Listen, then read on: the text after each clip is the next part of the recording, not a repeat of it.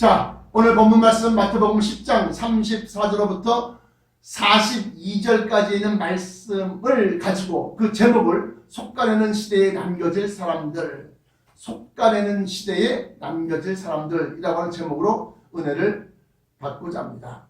먼저 서론으로 지난주 설교에 마태복음 15장 13절의 말씀을 현재, 다시 말하면 말세는 속가내는 시대라고 증거했습니다. 현재는 속가내는 시대다. 왜 그러냐? 보니까 말세의 환난과 재앙 앞에 많은 사람이 교회를 떠나는데 현재의 코로나19 사태로 교회를 떠나서 또는 믿음을 떠나서 세상으로 나가는 사람들이 바로 엠마오로 가는 두 제자와 같다라고 지난주 설교에 증거를 했습니다. 믿기는 믿되 그 소망을 자기의 참 소망으로 받아들이지 아니하였다. 뭐를? 부활과 영생을. 그러면 그들이 믿고 있었던 소망은 어떤 소망이냐? 예수 그리스도가 로마의 압제에서부터 이스라엘이라고 하는 그 유대 국가를 갖다가 회복시키는 것, 광복시키는 그러한 독립투사 내지는 이 다윗의 왕가의 후손으로 그렇게만 알고 있었다. 그래서 참 소망은 영원한 것이로되 거짓된 소망, 잘못된 소망, 이 소망은 어떻게? 그 소망이 사라지는 순간 그들은 믿음을 잃어버리고 갈 곳을, 갈 발을 알지 못하고 교회로 나가던 발걸음이 세상으로 나가는 거예요. 엠마오로 가는 그 두 제자와 같이 다시금 자기 살 길 찾아서 뿔뿔이 흩어지는 겁니다. 이렇게 해서 지난주에 이렇게 코로나19 사태로 말미암아서 교회를 많이 떠나고 믿음에서 떨어진 사람들을 보면서 엠마오로 가는 두 제자가 바로 그들과 같다 하면서 말세는 현재는 속가내는 시대다 라고 증거를 했다는 겁니다. 그러면 오늘은 코로나 사태만 재앙입니까? 코로나 사태만 사람들을 갖다가 교회에서부터 속가내는, 뽑아버리는 거예요. 뽑아버리는 거. 코로나 사태만 사람들의 믿음을 쉽게 만들고 잃어버리게 만들고 그리고 교회에서 떠나게 만드는 거냐? 앞으로 온역, 다시 말하면 코비드-19 코로나 온역 말고도 다른 재앙과 환난은 없습니까? 성경은 온역 말고도 여러 재앙과 환난을 경고하고 있습니다. 이러한 여러 재앙과 환난은 밭이라고 하는 것은 세상 교회를 얘기하는 겁니다. 밭에서 먼저 마태복음 13장 24절부터 30절에 곡식이 아닌 가라지, 원수가 밤에 몰래 가라지를 덧뿌리고 갔더니, 이 가라지는 곡식과 종자가 다른 겁니다. 생김새는 비슷할지 모르지만 가라지는 아무리 잘 여물어도 곡식이 아닙니다. 종자가 틀린 거예요. 하나님의 종자와 원수막의 종자가 다른 겁니다. 다 같이 인두꺼 사람의 탈을 쓰고 있지만 그 사람 심령 속에 악한 자는 악한 길로 가는 것이고 선한 자는 선한 길로 가는 거예요. 악한 자가 갈 길은 불지옥밖에 없고 선한 자가 궁극적으로 도달하는 곳은 천국밖에 없다는 겁니다. 선한 양심의 소유자들이 있다. 근데 교회 안에 이 밭이 세상 밭에 교회 안에 가라지도 들어와 있고 알곡도 들어와 있다. 두 개 다 심겨졌다는 겁니다. 그래서 먼저 말세가 되면 마태복음 13장 24절로부터 30절을 참조해 보시면 곡식이 아닌 가라지, 천국 백성이 아닌 다른 종자를 갖다 먼저 뽑아버린 후에 마태복음 15장 13절로부터 14절에 그렇게 뽑아버린다는 겁니다. 내 천국께서 심지 아니하는 것마다 다 뽑히우리라. 어디에서? 세상 밭에서. 어디에서? 교회에서. 그리고 난 다음에 추수 때가 되면 이제 낫을 들고 이제 수술하게 할 때가 되면 이 추수 때는 마태복음 13장 39절에 추수 때는 세상 끝이요. 추수꾼은 천사들이요. 이렇게 나와 있습니다. 추수 때라고 하는 것은 세상 끝, 말세라고 하는 겁니다. 이 추수 때가 되어서 추수한 곡식을 모아서 밀가루로 합니다. 시험해 봅니다. 누가복음 22장 31절에 보시면 이 베드로가 시험을 받습니다. 원수가 너를 밀가루로 타려고 청구하였으나 저를 내게 맡겨주옵소서. 저의 믿음이 가짜인 것을 내가 밝혀내겠나이다. 제 믿음이 겉으로는 내가 예수님 죽는 데까지라도 나는 주님을 따라가겠습니다. 막 장담하고 호언장담하고 그랬지만 어떻게? 저 믿음이 가짜라는 걸 내가 밝혀내겠습니다. 내 손에 붙여주시옵소서. 원수가 이게 청구하였다는 겁니다. 어떻게 할? 밀가루로 타려고. 이렇게 누가복음 22장 31절에 추수한 곡식들 모아서 밀가루 태서 쭉정이가 뭐예요? 껍데기만 있고 그 속에 알곡을 하나 터는 거예요. 행함이라고 하나 터는 거예요. 그런 믿음들은 다 바람에 날리는 바람, 시험에 다 떨어져 나가는 겁니다. 알곡만 모아서 곡간 안에 들이는데 이 곡간은 천국, 천성이라고 합니다.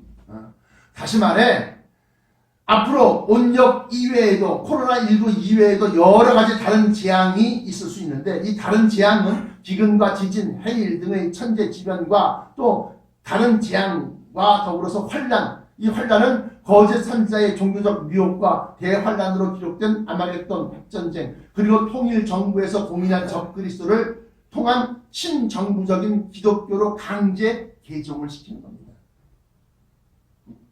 그때까지 들린 바 통일정부가 들어설 때까지 핵전쟁이 다 끝나고 핵전쟁에서 이긴 쉽게 통일정부가 들어설 때까지 들림받지 못하면 일단은 목숨을 각오하십시오. 벌을 각오하십시오. 순교할 각오하세요. 이러한 다른 여러 가지 다른 재앙과 여러 가지 환란이 있을 것인데 이때에도 끝까지 남아서 구원을 받을 사람과 자기 목숨을 구하고자 세상으로 가는 사람 이렇게 교회 안에는 두 종류의 사람이 있다는 겁니다. 두 종류의 사람. 그래서 마태복음 24장 40절부터 41절까지 보시면 밭에 있는 두 사람, 밭에 두 사람이 있는데 하나는 데려가면 나가고 하나는 버리면 나가며 두 여자가 맷돌질을 하고 있는데 하나는 데려가면 나가고 하나는 버리면 나간다는 겁니다. 두 사람이 밭에 있다는 건 뭐라고 했어요? 밭. 세상 교회가 맷돌질하는 건 뭐라고 그랬어요? 양식 알고 딱딱하게 굳어진 잘 말려진 곡식을 갖다가 소화되기 쉽게 맷돌질을 가는 거예요. 여자는 뭐라고 그랬습니까? 교회라고 그랬습니다. 그러므로 두 종류의 사람이 밭에 있고 두 여자가 맷돌질 하는데 마치 이것은 교회 안에 버려질 사람, 남겨질 사람과 뽑혀서 버려질 사람 두 종류로 나뉘어져 있다 이거예요. 지금은 나는 끝까지 잘 믿습니다. 그 속 생각하는 바를 하나님께서는 아시고 은밀한 중에 내 속 마음을 헤아리시는 거예요. 네가 은연중에 오르게 얘기한 걸 그걸 다 귀담아 듣고 계시는 거예요. 본론입니다.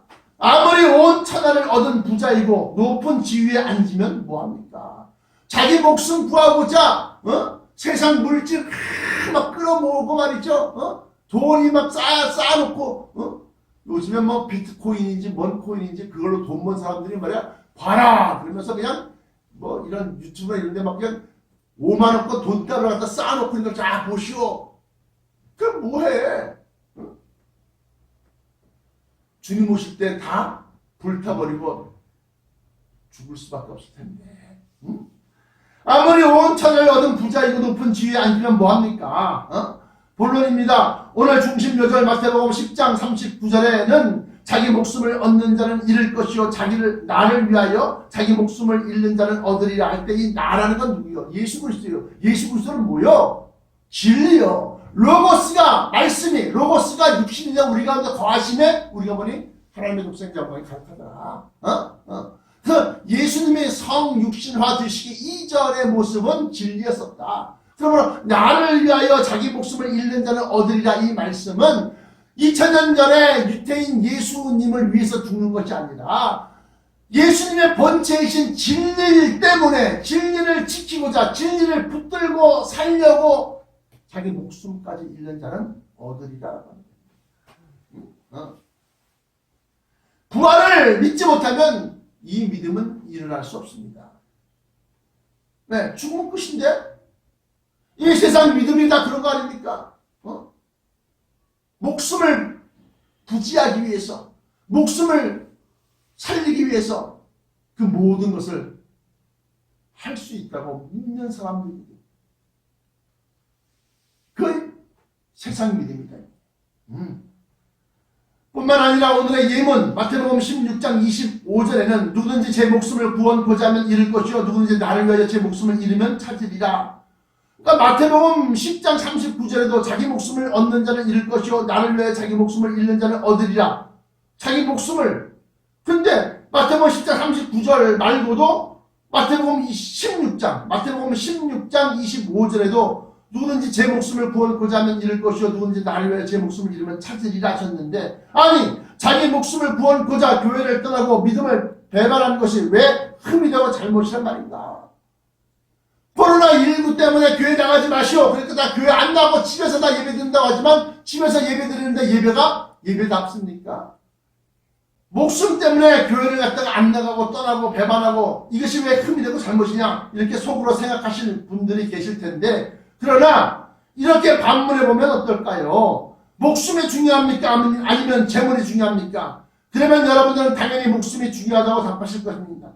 80평생 썩어질 육체의 목숨조차 그 어떤 재물이나 높은 지위보다 중요하거늘 그 목숨을 영원히 사는 하늘의 형상을 통해서 우리에게 주시는 영생의 목숨이라고 하면 어떻겠습니까?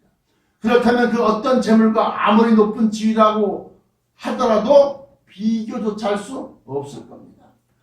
그것을 주님께서는 마태복음 16장 26절에 사람이 만일 온 천하를 얻고도 제 목숨을 잃으면 무엇이 유익하며 사람이 무엇을 주고 제 목숨을 바꾸겠느냐 이렇게 말씀하신 겁니다. 뿐만 아니라 누가복음에는 세상 모든 재물을 소유하면 뭐합니까? 오늘 밤 그 영혼을 데려가시는데, 오늘 밤 내가 내 영혼을 데려가면 네가 준비한 것, 네가 쌓아놓고 뭐하는 것이 누구의 것이 되겠느냐? 온 천하의 왕이 되면 뭐하겠습니까? 그 영혼이 불려가 불지옥의 영원한 고통 속에서 몸부림칠 터인데, 그것이 바로 누가복음 12장 16절부터 21절의 내용인 것입니다. 그래서 원수마귀는 부모 자식의 심령을 통해서 하나님께 약속받은 축복을 빼앗을 수 있기 때문에 부모 자식보다 더 진리이신 예수 그리스도를 사랑하라.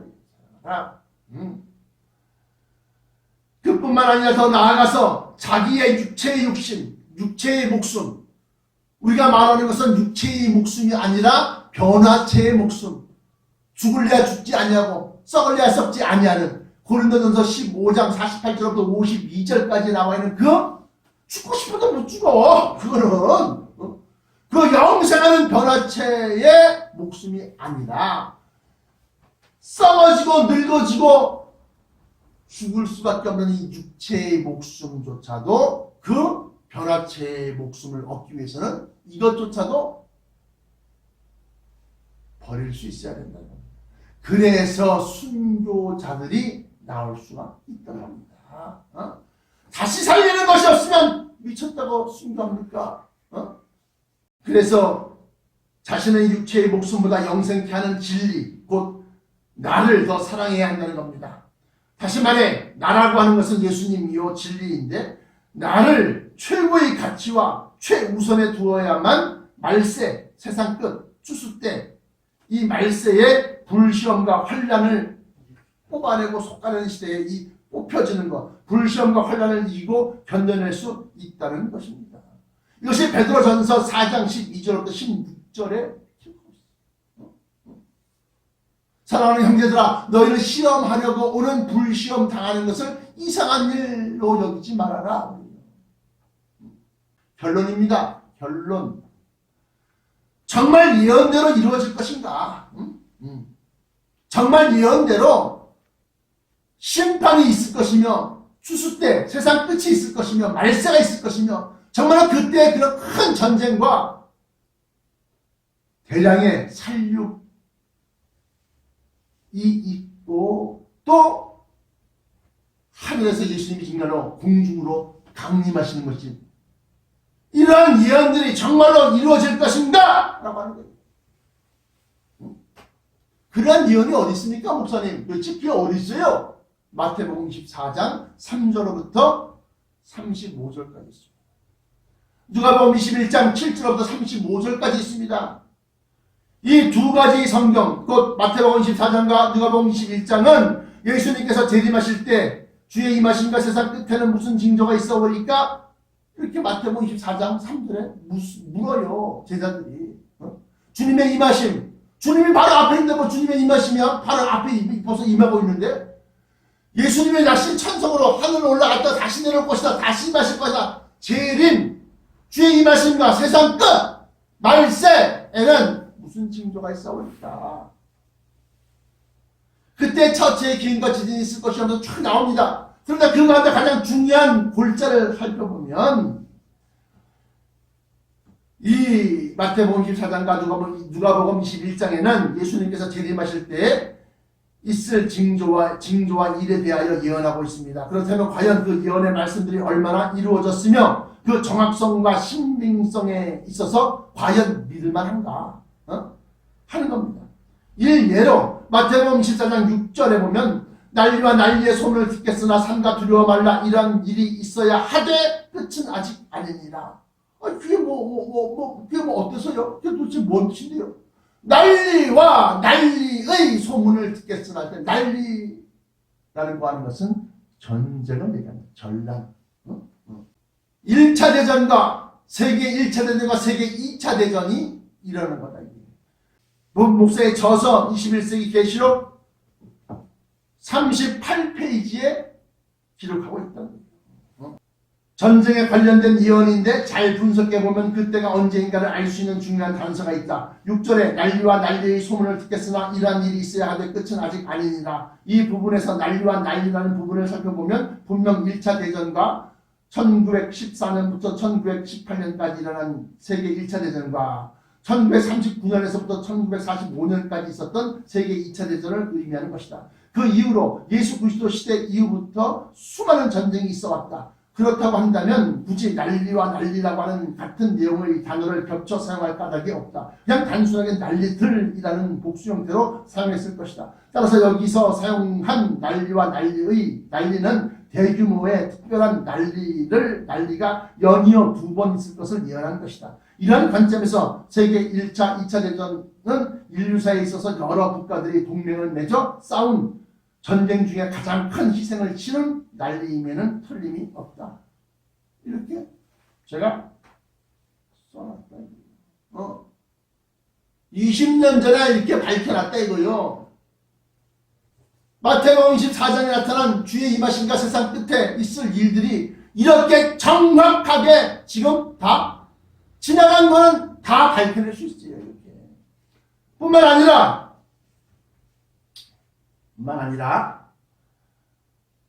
7절에는 민족이 민족을 나라가 나라를 대적하여 일어나겠고 할 때 이 민족이 민족을 나라가 나라를 대적하여 일어난다고 하는 것은 그 당시 세계 1, 2차 대전 당시에 민족 우월주의 독일 그러니까 전쟁을 일으킨 전범 국가가 있습니다. 전쟁 범죄를 일으킨 국가, 전범 국가가 있는데 독일 같은 경우에는 어떻게? 게르만 민족의 영광을 위해서 이탈리아 같은 경우에는 로마의 옛날에 로마의 그 전 세계를 지배했던 예수님 시대에 전 세계를 지배하고 이 유태인들을 지배하고 유대 땅을 지배했던 그 로마의 영광을 지어나기 위해서 독일과 이탈리아와 또 한 나라는 어디입니까? 일본입니다. 일본은 황국 신민의 우월성, 황제의 나라의 백성들이 우월하다. 그래서 내셔널리즘, 군국주의, 국수주의, 이러한 것들을 갖다가 주창으로 해서 우월한 민족이 열등한 민족을 다스려야 된다. 그러한 논리로 일으킨 것이 바로 2차 대전이었다고 합니다. 2차 대전. 이처럼 주님이 다시 오시기 전에 국제 정세에 큰 사변이 일어날 것과 당시의 사회적 이념이나 사조, 사상의 흐름을 얘기하는 겁니다. 당시의 사회적 이념이나 사조가 종말론, 퇴폐주의, 탄미주의 같은 사상이 주류를 이루었고, 그런 종말론적 불만에 편승해서 종교적으로는 미륵사상은 미래에 부처가 오신다. 그래서 미륵사상으로 말미암아서 증산교나 일련 정종 같은 신흥 종교가 생겨났으며, 거짓 선지자나 거짓 그리스도가 하는 것은 구원자, 구세주, 세상을 구원할 사람, 이렇게 거짓 그리스도가 일어나서 많은 사람을 미혹시켰단 말이에요. 그래서 우리는 신흥 종교 할 때 신흥 새로울 신자, 부흥하다 할 때 힘든데, 이 신흥 종교를 보면 다 2차 대전 전후로 해서 일어난 종교들입니다. 그래서 신흥 종교가 거짓 선지자요, 이런 사이비 종교는 현재까지도 신천지나 동방신교, 안산홍 하나님의 교회, 또 그 안산홍이 죽으니까 그 부인이, 그 후신인 어머님 하나님 교회 등의 이름으로 활리개를 치고 있습니다.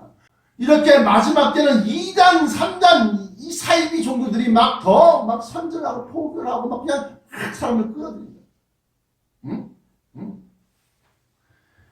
이처럼 활개를 치고 있습니다. 국제 정세와 종교적 이단 사이비를 떠나서 이제 누가복음 21장 11절에는 온역으로 알려진 코로나19가 주님이 다시 오시기 전에 일어날 징조요 있을 일이 아니고 무엇이겠습니까? 누가복음 21장 11절에 기근과 지진과 첫째의 기근과 지진과 온역이 있을 것이다. 온역은 뭐냐? 역병, 돌림병. 온역이라고 하는 것은 전염병을 얘기하는 겁니다. 여러분들 왜 마스크 쓰고 계십니까? 여러분들 왜 손소독제를 바릅니까? 전염될까봐. 근데 이 전염병이 미국에는 55만 명을 죽였고, 브라질에서는 30만 명을 넘게 죽였어요. 저 유럽에도 60만 명 가까운 사람들이 다 죽었습니다. 합치면 200만 명, 300만 명이 넘는 사망자가 나타났다는 거예요. 이 온역은 하나님의 칼이라고 했어요. 야훼의 칼. 역대상 21장 12절에 하나님 앞에 대적해서, 하나님과 대적해서 이기려고 그러지 말고 하나님 앞에 순종하여 경건함으로 거룩함으로 돌아오면 이 바이러스가 그냥 순식간에 사라져버려요. 사스가 사라졌듯이, 메르스가 사라졌듯이 사라집니다. 근데 계속해서 이기겠다고, 정복하겠다고, 극복하겠다고. 백신 종류가 몇 가지인지 아십니까? 6가지야, 6가지. 뭐 스푸트니크, 러시아 때부터 시작해서 중국 때부터 시작해서 얀센, 화이자, 무슨 아스트라제네카. 6종류가 있어도 뭐뭐는. 그러므로 마지막 때에 있을 일들, 그것은 재앙과 환난인데, 그 재앙과 환난은 많은 사람으로 하여금 교회에서 뽑아서 세상으로 보내줍니다. 믿어지지 않게 만들고 불신하게 만들고, 이 모든 것이.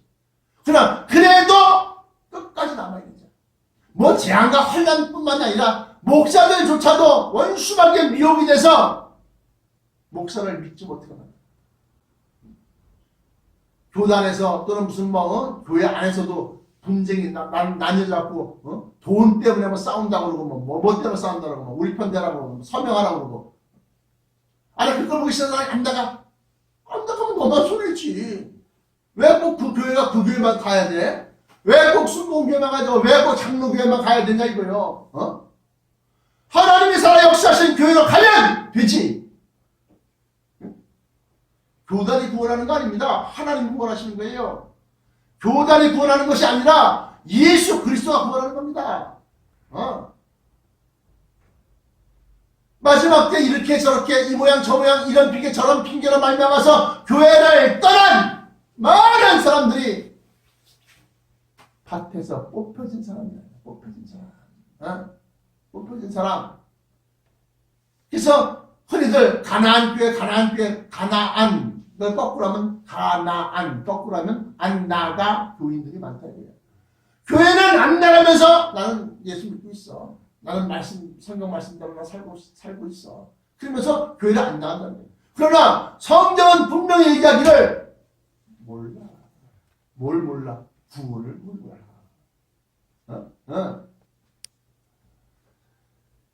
결론의 결론입니다. 이런 급박한 상황 속에 있는 겁니다. 마지막 때에 이렇게 주님이 오시기 전에 일어날 그런 징조요, 재앙이요, 환란들이 많이 있는데 앞서 말한 두 성경 어딥니까? 마태복음 24장 3절부터 35절, 누가복음 21장 7절부터 35절.